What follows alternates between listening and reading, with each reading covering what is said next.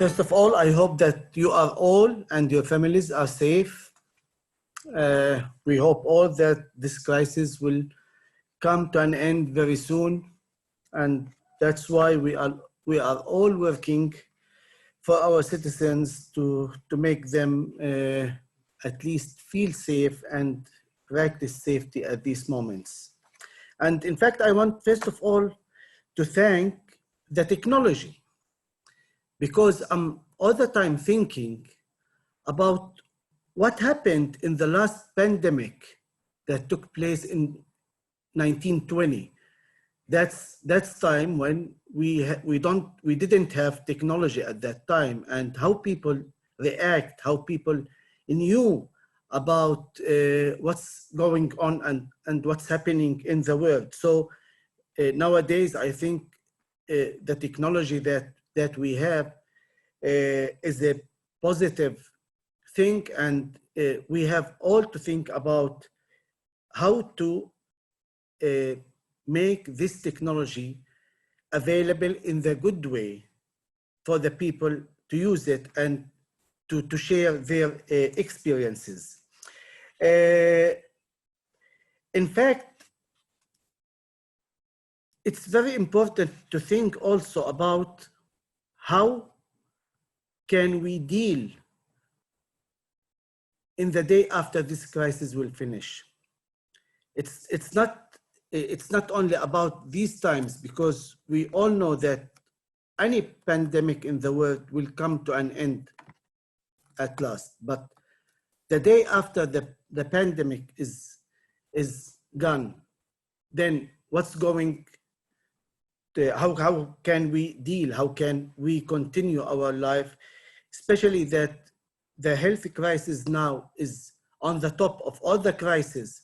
But the day after the crisis will end, this pandemic will end, we will face another crisis, whether it is economical, whether it's social, whether it's something new that people are practicing now, because we have all the time to think about the psychological and the emotional feelings of the people. And we have to expect for the future, for the day after the crisis, how can we deal as cities and city leaders?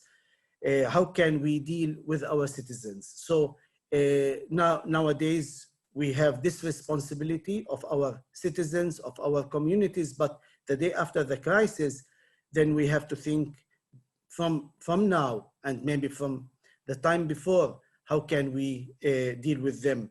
In fact, many cities, as I know, because we are in Ramallah, part of the 100 resilient cities, and in our strategic plan for the 2050, we took into our account that we will face one day epidemic or pandemic in our region.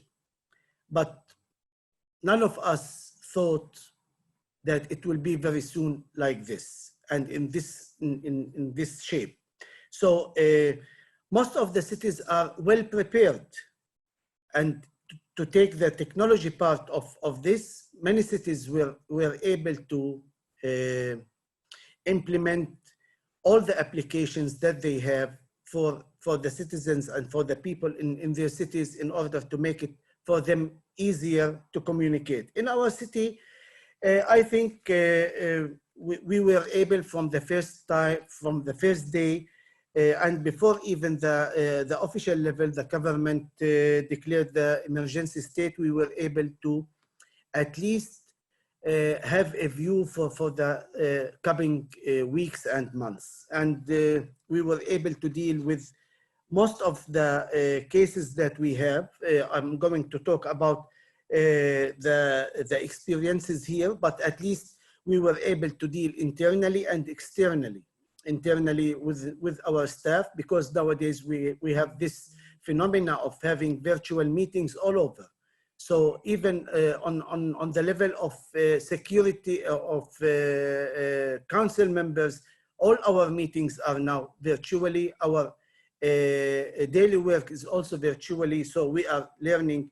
And one of the most things that we felt that it's really good with the technology is that we felt that the engagement of the people in the city were really visible through technology, especially when talking about the social media and the applications like WhatsApp and Emo and something like that. So all the people now are well aware of the technologies. Of course, I'm with you, Francesca, about the privacy and about the civil rights.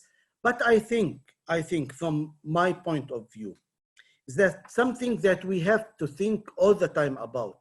But now our priority must be the safety of our citizens, the safety of our communities. So we have to take all the measures, and we have to collect all the data about these, let's say, violations of the privacies and the civil rights, and to make it on the table in front of us just for the day after the crisis to start dealing with these. Nowadays, I think whenever we have something that will benefit our citizens, even though if there's something illegal in this, I think we have to close our eyes for a moment, because the safety of our families is much, much more important than talking about rights at this moment. Otherwise, then we will face another problem with these technologies if we are going to start from now dealing with these things. Thank you very much, Mousa, and thank you very much for your reflection, where I think it can be combined, as you're saying, taking care of our people at the time, while do that within a framework of rights and liberties. We can now hear from Laia Bonet, Deputy Mayor of Barcelona. Hello, Laia.